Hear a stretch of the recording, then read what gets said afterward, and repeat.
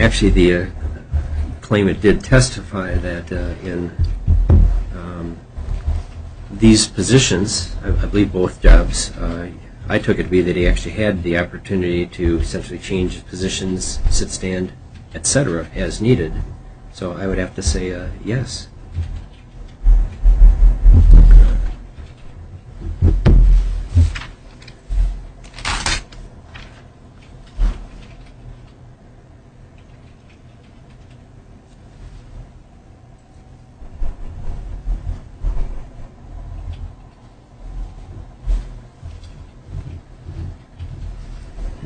Now, for hypothetical number 4, I'd like you to assume an individual who is the same age, has the same education, and same past work experience as a claimant, who can lift and or carry only up to about 10 pounds. This person can sit for about 6 hours total and stand and walk for about 6 hours total in an 8-hour workday. This person requires the option to alternate sitting and standing as needed throughout the workday. This person can do no over-shoulder reaching. Well, again, we're going to go with both upper extremities.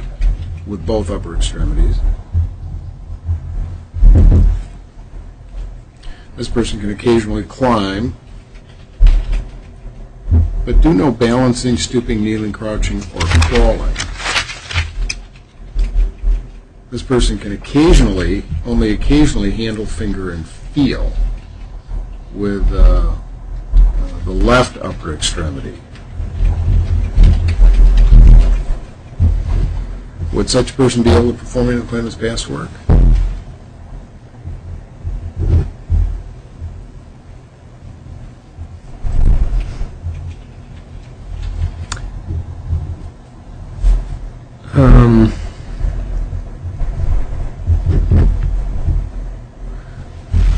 And I'd like to take in 2 steps if I can. Maybe for this one, I'm going to amend it just a little bit.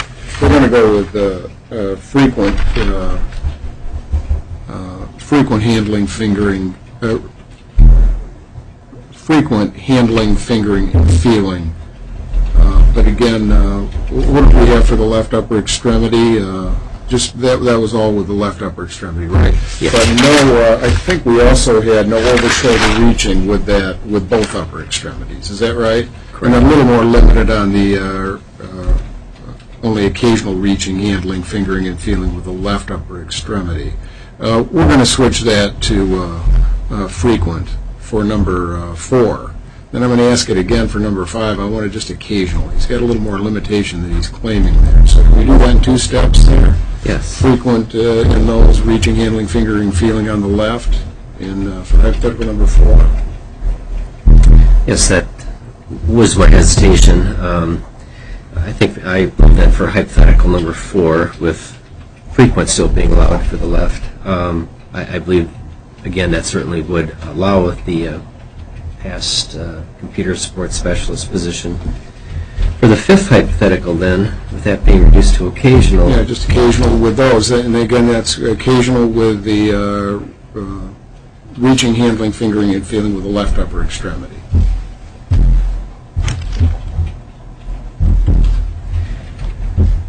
Well, I think that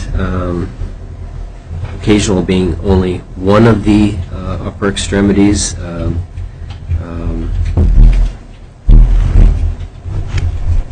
I'm still going to say yes, that the past work would be allowed.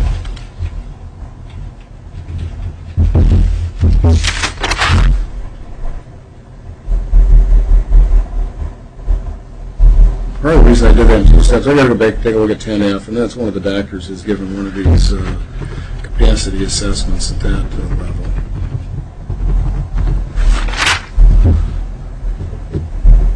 Give me just a quick second.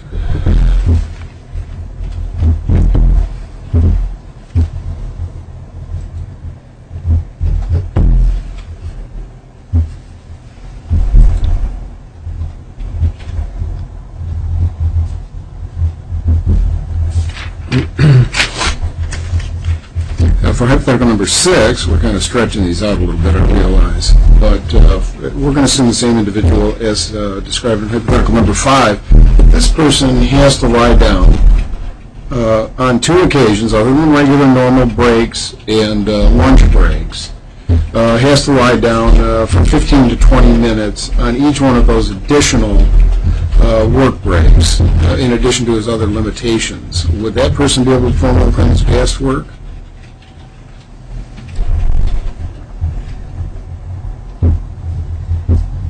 I'm not sure, because from the claimant's testimony, to be honest, he almost suggested that may be possible. Certainly that would not be acceptable in most standard normal employment. I believe the claimant actually made a vague reference to kind of being able to take breaks. I'm not sure if that included lying down. But being conservative, I guess I'm going to say no, that probably would preclude the past work most realistically. And, I would think if it precluded that past work, it'll probably preclude all other work per your statement. Yes, and it's a work-reclusive RFC then at that point. yes. Yes, sir. Counsel, do you have any questions? Yes, I do. And I apologize, I got all my hypotheticals kind of mixed up. I've got them here if you need them, so just The give me a tab, holler. I was just trying to find, for number 2, it was no overhead reaching with either hand. That was the only Correct, yes. dexterity? Correct. Okay. Yeah, look. Can you tell me what the reaching, handling, fingering is for the job you gave for computer support specialist? According to the DOT, I'm sorry. I would have to look that up. I don't have a resource that easily gives all of that detail. I do have it. I could certainly find it here. I have it. I'm I thinking have what it you're here. probably looking at, so you It's don't- frequently for reaching, handling, and fingering. I would certainly, According to the DOT. according to the DOT, I'm sure I would concur with that. Again, though, that is not suggesting necessarily overhead reaching. Right. So is overhead reaching identified in the DOT? No, it is not. Okay. So if the individual is limited to occasionally handling, fingering, and feeling, would they be able to do the past relevant work? With both upper extremities? Correct.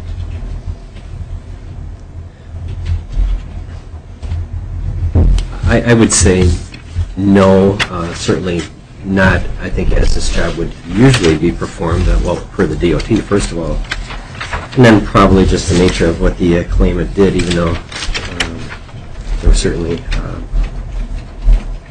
allowances, so to speak, allowed for the job as he did it, but no, I still think if it was occasional for both upper extremities, that would preclude the past type of work. Okay. For finger dexterity, if the individual had restrictions to below average finger dexterity and average is necessary according to the DOT, could they perform the past relevant work?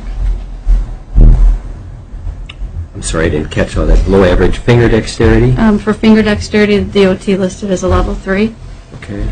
which is average aptitude. If they had below average aptitude for finger dexterity, could they perform their past relevant work?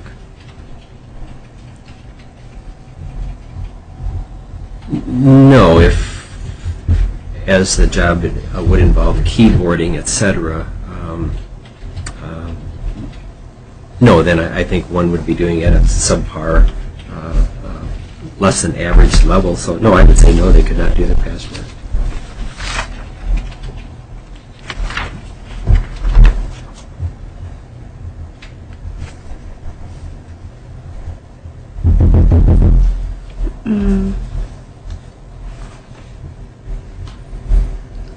I think your last hypothetical answered my other question. I just want to check one more thing. If You bet. Give me a Take your time. second.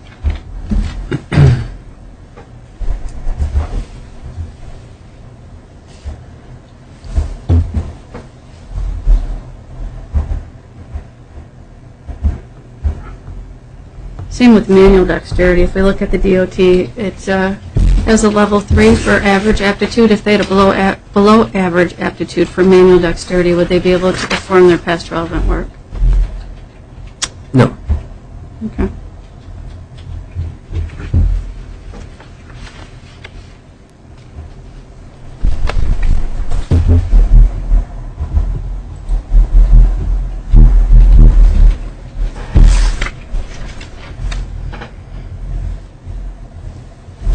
I don't have any further questions. Just a quick follow-up. There are certain skills that were acquired by this claimant in the performance of that job as a computer support specialist. Is that right? Yes, certainly. Is there a way to summarize those briefly, the job skills acquired?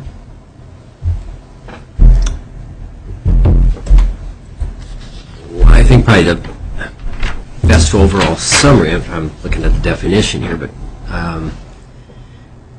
which first of all says installs, modifies, and makes minor repairs to hardware and computer systems and provides technical assistance. So I would say certainly computer knowledge, applicable skills.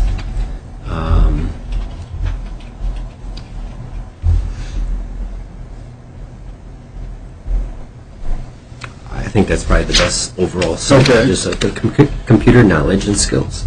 And then I'm going to take it back to hypothetical number 5. This had the occasional handling, fingering, and feeling. Are there any jobs to which those computer skills that you've just discussed would be transferable, assuming a assuming the limitations described in hypothetical number 5?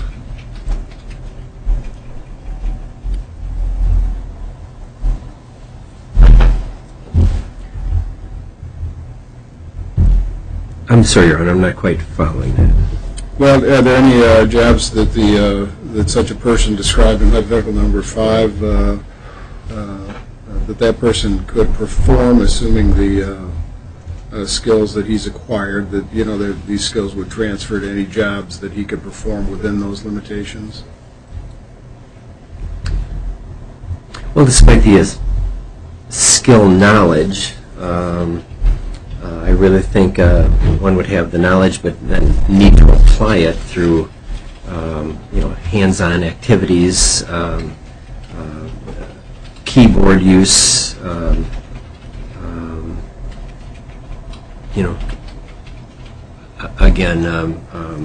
installing, repairing, programming, computers, etc. I still think physically the same skills would be required, which...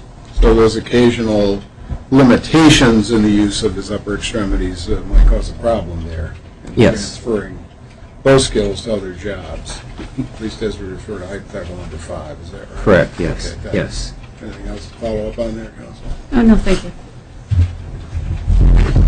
All right, I think we are just about done, Mr. Hammond. I had just a quick follow-up note, not to pick on you too much, but when you said that you had trouble sleeping, I had a couple 3 notes in my record where they had questioned you specifically about problems sleeping. And 13F, 4, and 5, I found it seemed like it popped up a couple of times. The patient complained of decreased energy, some fatigue, but denied chills, difficulty sleeping, fever, malaise, night sweats, that kind of thing. I found it in a couple different spots where you had denied any problem sleeping. Now, you said you hadn't had a good night's sleep for years. Is that right? Yeah, I never thought I denied. Okay. I mean, I have problems. Like last night, I went to sleep at 10 after 4. How much sleep do you normally get at night? Well, there's, honestly, at night, 2.5 to 4 hours. But what I do is take 2 or 3 short naps in the daytime. It's, if I get up and do something for 15 minutes, I have to lay down for an hour.